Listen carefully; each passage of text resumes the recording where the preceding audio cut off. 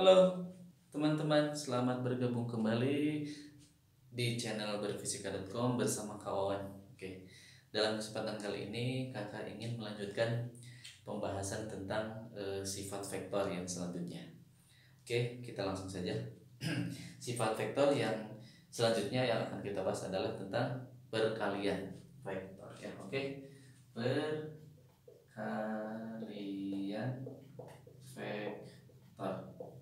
Nah, perkalian vektor itu nanti secara definisinya nanti akan menghasilkan dua sifat perkaliannya. Yang pertama adalah perkalian yang akan menghasilkan dot product, atau istilah kerennya adalah perkalian titik. Oke, kemudian yang selanjutnya satu lagi cross product, atau istilah kerennya adalah perkalian silang. Nah, dalam video kali ini kakak akan membahas satu aja dulu tentang perkalian dot, perkalian titik. Jadi nanti video selanjutnya kakak akan bahas lebih detail tentang cross product. Oke, sebelum kita masuk ke materi yang sangat fundamental ini, perkalian titik, kita akan berkenalan dulu tentang konsep perkalian. Oke, jika suatu vektor, misalkan vektornya vektor A ya, jika suatu vektor A dikalikan dengan suatu konstanta, misalkan konstantanya M, oke, dikalikan M dikali A. Nah, atau konstanta ini kita karakterisasi nilainya menjadi suatu angka, misalkan 5 misalnya, jadi misalkan dikalikan dengan 5A. Nah, maksudnya apa? Artinya jadi sebuah vektor A itu, karena vektor A ini vektor A nih. Nah, jika dikalikan dengan 5, artinya panjangnya menjadi 5. Oke, panjangnya akan menjadi 5 dari panjang semula. Jadi nanti misalkan ini nanti misalkan ini jadi 5A dan arahnya sama dengan vektor A sebelumnya. Nah, begitupun dengan perkalian dengan konstanta yang negatif ya, misalkan min MA. Jadi suatu vektor dikalikan dengan minus M. Nah, artinya nanti si panjangnya akan menjadi M kali dan arahnya akan berlawanan dengan vektor awalnya. Contohnya misalkan min 5A ya, dalam bentuk angka. Oke. Nah, jadi vektor min 5A ini adalah besarnya 5 kali dari vektor A ini, sama dengan ini 5 kalinya, tapi minus artinya apa? Arahnya berlawanan dengan arah yang vektor sebelumnya. Jadi arahnya ke bawah ya. Min 5. Itulah konsep permulaan tentang pengenalan perkalian vektor. Oke. Nah, setelah ini baru kita lanjut ke inti materi video ini, yaitu perkalian dot. Oke, saya hapus ya.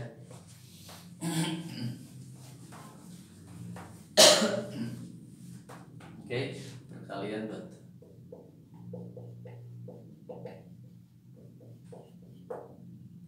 Perkalian titik aja. Perkalian titik atau dot product. Oke. Misalkan vektor A dot dengan vektor B. Nah, dalam benak teman-teman, dalam pikiran teman-teman yang harus difikirkan fundamental sekali adalah jika perkalian dot ini akan menghasilkan skalar. Ingat itu, ingat ya mindsetnya. Jadi saya tulis dulu, akan menghasilkan perkaliannya menjadi skalar. Apa itu skalar? Udah dijelasin kemarin yang udah berkenalan dengan besaran ya. Skalar itu artinya sesuatu yang punya nilai. Jadi skalar itu adalah besarnya saja, nilainya saja ya. Jadi tidak ada arahnya, tidak. Jadi nanti di sini berbentuk angka di sini. Oke. Nah, perkalian vektor ini nanti, perkalian dot vektor dot ini nanti akan menghasilkan suatu rumus yang biasanya teman-teman semua hafal, yaitu besar vektor A dikali besar vektor B dikali sudut yang diambilnya berupa cosnya ya. Nah, ini. Nah, rumus ini sangat rumus terkenal sekali, legendaris. dimengerti di semua textbook atau apapun, perkalian dot itu pasti menghasilkan sudut kosinus theta. Nah, cuman pertanyaannya ini kenapa muncul dari sini, muncul tiba-tiba cos theta dari mana? Oke, nanti kita akan jelaskan sebentar lagi. Nah, namun sebelum kita ke pembahasan yang ini, kakak akan mengenalkan dulu tentang sifat-sifat dari dot perkalian titik ini. Sifatnya biasanya sifat perkalian titik. Yang pertama sifat dari komutatif ya. Jadi A dot B itu bisa dibalik ya, bisa B dot A. Ini sifat yang pertama. Sifat komutatif. Oke, yang kedua sifatnya apa? Sifatnya kedua adalah distributif. Oke, kalau distributif gimana? Distributif berarti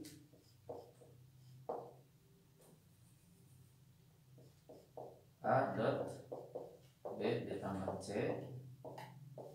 itu bisa sama dengan A tambah B dot C. Nah ini pembuktiannya nanti bisa teman-teman coba sendiri, dibongkar-bongkar aja, nanti hasilnya bakal seperti itu. Oke, atau dengan metode grafik gambar juga bisa. Oke, pembahasan ini lebih ke matematis nanti, yang ini nanti. Oke, kakak akan mencoba menggali ke sini ya. Oke, misalkan ada suatu vektor A dan B nya kakak gambar ya. Nah ini vektor A nih, vektor A. Jadi vektor A lurus ke sumbu X, vektor B nya miring ya. Ini vektor B. Nah dia diapit dengan sudut theta. Oke, nah kita bongkar aja persamaan yang sebelah kiri ini ya. Berarti A dot B. Jadi A itu komponennya ada berapa? Ada 2 ya. Kenapa 2? Enggak 3, karena ini 2 dimensi. Oke, sumbu X dan sumbu Y 2 dimensi. 3 dimensi boleh, cuman dalam kasus ini kita meninjaunya hanya 2 gitu. Hanya 2 dalam 2 dimensi. Berarti A itu terdiri dari AXI ditambah AY Z topi. Oke, seperti ini paham ya? Oke, selanjutnya di dot dengan ini B ya, komponen B juga sama, dia punya 2 dimensi ya, BXI ditambah BJ. Oke, nah setelah sampai sini baru kita ini sifat yang distributif tadi boleh dikaliin ya, buat dikali. Berarti sekarang ini dulu AX dikali BX dulu nih, ini nah sini. Jadi AX dikali BX. Ini lihat vektor satuannya I dot I. Berarti I dot I. Oke, sekarang ya. Selanjutnya AX yang ke ujung. Ini. Berarti ditambah AX dikali BY I dot J topik. Tambah. Selanjutnya ini AY dikali BX. AY dikali BX. Apa satuannya? Vektor satuannya J dot I. Nah terakhir AY dikali yang ini. Tambah AY BY ya. BY J dot J. Oke, sampai sini ada pertanyaan? Belum ya? Karena nggak ada, karena gampang. Oke, ini kakak hapus dulu yang atas ya, biar memudahkan penulisannya. Oke, nah coba lihat sebelum menyelesaikan persoalan ini, nah kita mengenal dulu namanya hukum dot produk ya. Di dalam hukum dot produk ada hukum dot produknya, yaitu gimana? Yang perkalian sejenis itu menghasilkan satu.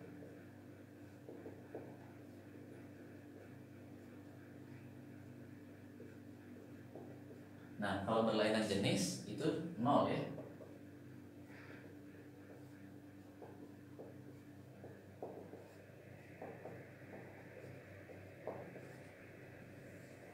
Nah, ini.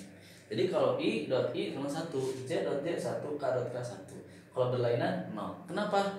Itu adalah pembahasan di matematika. Saya tidak akan menjabarkan tentang matematikanya karena nanti orang-orang matematika nanti protes. Kenapa saya mengambil jatahnya? Enggak seperti itu. Maksudnya biar lebih mengefektifkan waktu, kakak lebih fokus ke pembahasan di fisikanya yang ada kaitannya dengan matematiknya. Oke, kita lanjut ke sini. Nah, berarti tulisnya di sini ya, biar kelihatan. Berarti A dot B. Oke, lihat di sini. Di sini. Nah, di sini ya. Oke. AX BX. Lihat, I dot I berapa? I dot I 1. Berarti ini sisanya ini AX kali BX. AX dikali BX dikali 1 ya. Tambah. Coba lihat. I dot J. I dot J 0. Berarti enggak ada 0. Tambah. Oke, lanjut. AY BX J dot I. J dot I sama aja 0. Oh, nah, 0 lagi. Tambah. Terakhir. AY BY J dot J. J dot J 1. Tapi ingat, coba lihat. AY, coba lihat gambarnya. Si A punya komponen Y? Enggak ada. A itu cuma komponen X doang. Jadi AY-nya 0, teman-teman. 0. Sehingga kita hanya menyisakan komponen ini doang. Berarti tinggal AX BX. Oke, kita jabarkan. Oke, coba lihat. Saya hapus ya. Oke, AX, lihat AX di gambar. AX itu ya besarnya AX ini ya sama dengan nilai A sendiri. Berarti sama dengan besarnya A. Oke, paham? Kalau itu udah pasti paham kan, tidak ada vektor yang lain. Diakalin kuadrat pasti A gitu ya. Nah, BX, lihat BX ini kan miring. Berarti B itu miring, berarti ada dua komponen BX dan BY. Nah, mana yang BX? Ini BX. Ini BY. Nah, kita udah mengenal kalau ada sudut-sudut gini, kalau samping itu pasti cos. Coba lihat, cos theta sama dengan samping per miring. Berarti BX nya apa? B cos theta. Tuh ketemu. BX nya B cos theta, masukin ke sini. Berarti besarnya B dikali cos theta. Tuh, sehingga keluar deh terbukti yang akan kita cari. Cara. Oke, mudah ya. Oke. Nah, sekarang kita lanjut ke aplikasinya. Contohnya, itu contohnya perkalian dot itu gunanya udah apa sih, ini ngapain gitu? Perkalian dot ini buat apa? Oke. Contohnya dalam fisika misalkan itu usaha. Usaha. Udah pernah dengar usaha? Usaha ya, langkah hapus ya. Oke. Oke, usaha. Oke, usaha itu besaran apa? Vektor atau skalar? Ting tong. Skalar usaha itu ya. Usaha adalah perkalian vektor antara gaya, gaya dot, dot ini titik dengan perpindahan apa? Delta S. Nah, gitu. Oke, saya kasih ilustrasi. Misalkan ada sebuah kotak. Nah, kalau ini babnya kinematika bukan dinamika. Kinematika biasanya tinjauannya adalah benda titik atau partikel. Meskipun dia bermassa, punya ukuran, tapi tetap ukurannya nggak dihitung. Itulah namanya benda titik. Oke, nah ini sebuah benda bermassa punya M ya. Nah, kemudian ditarik gaya ya F sejauh nanti sejauh ini, misalkan nih, sejauh di sini delta S gitu ya, perpindahannya. Jadi dia pindah ke sini. Oke, pindah ke situ ya. Nah, dengan membentuk sudut si F-nya dengan dengan sumbu X-nya theta. Oke. Berapakah usahanya? Pertanyaannya berapakah usahanya? Apakah usaha yang dilakukannya? Nah, ini kan gampang. Perkalian dot. Berarti kalian langsung W sama dengan langsung aja besarnya F dikali besarnya delta S dikali cos theta. Nah, sebenarnya kan rumusnya gini. Nah, tapi kita ingat yang cos ini punyanya siapa, delta S atau F? Kita lihat di sini. Kalau delta S itu kan miring, artinya delta S itu lurus, artinya tidak ada proyeksi apapun. Nah, inilah yang menyebabkan cos ini adalah dari F-nya. Nah, F-nya ya sini ya. Ini adalah F cos theta atau Fx itu. Nah, yang ini nih, benda ini. Sehingga persamaan ini akan saya ubah menjadi F cos theta dikali delta S. Oke, nah begitu teman-teman. Itu adalah aplikasi atau pemanfaatan perkalian dot dari sebuah vektor. Oke, dari vektor maksudnya. Oke. Lanjut selanjutnya. Oke, saya hapus ya. Oke, saya akan bahas tentang vektor yang tegak lurus. Terakhir. Oke.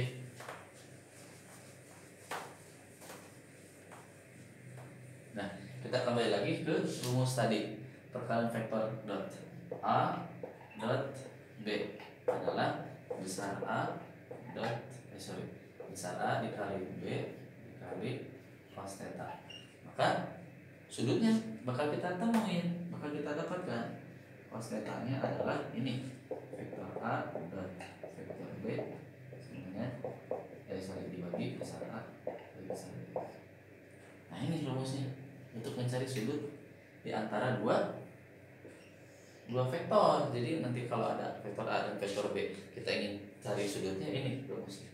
Oke, gimana untuk mencari sudut? Misalnya di soal itu ada sudutnya tegak lurus. Artinya kalau tegak lurus cosnya sudutnya berapa? 90. Artinya cos 90 derajat sama 0. Ini kalau tegak lurus. Ini kata kuncinya ya.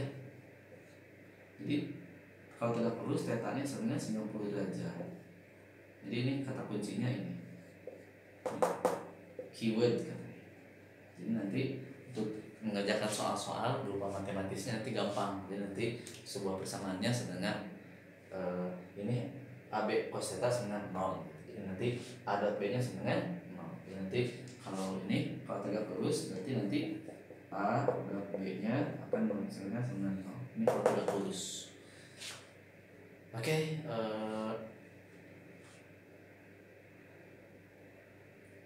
Oke, nah kalau sudutnya terbesar berarti sudut yang diapitnya harus 0 ya, karena cos 0 sama dengan 1, artinya sejajar. Itu nanti menghasilkan nilai cos yang terbesar. Ini pembahasan tentang perkalian dot, perkalian titik vektor itu sampai sini. Dicukupkan sampai segini dulu. Mudah-mudahan ada manfaatnya bagi teman-teman yang ingin lebih mendalami tentang fisika, tentang dunia fisika yang sangat menakjubkan ini. Teman-teman terus pantau dan terus pantau channel ini. Jangan lupa subscribe ya untuk mendukung keberlanjutan dan perkembangan dari channel ini. Oke. Mohon kerjasamanya dari teman-teman. Kita saling support, saling bekerja sama. Oke. Terima kasih. Sampai jumpa di lain kesempatan. Sampai jumpa. Dadah.